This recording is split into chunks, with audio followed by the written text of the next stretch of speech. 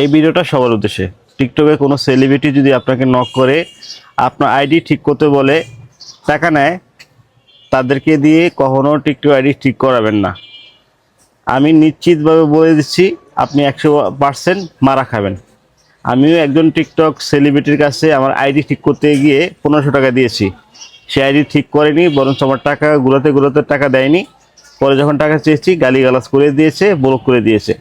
তো আপনারা সাবধান থাকবেন। কোনো টিকটক সেলিব্রিটি যদি আপনাকে বলে যে আমি আপনার আইডি ঠিক করে দিব, সম্পূর্ণ ফালতু। টিকটক আইডি সে কখনো ঠিক করবে না, আপনার টাকাগুলো নিয়ে মেরে দিবে।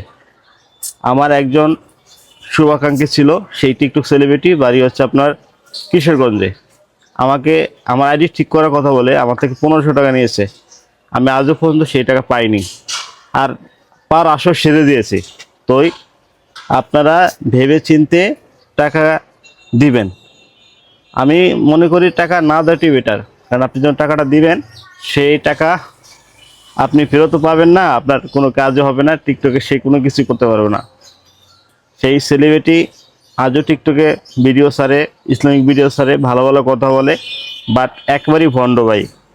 আমি টাকা হারিয়েছি, আপনারা যাতে না হারান সেই হিসেবে খেয়াল রাখবেন। ধন্যবাদ।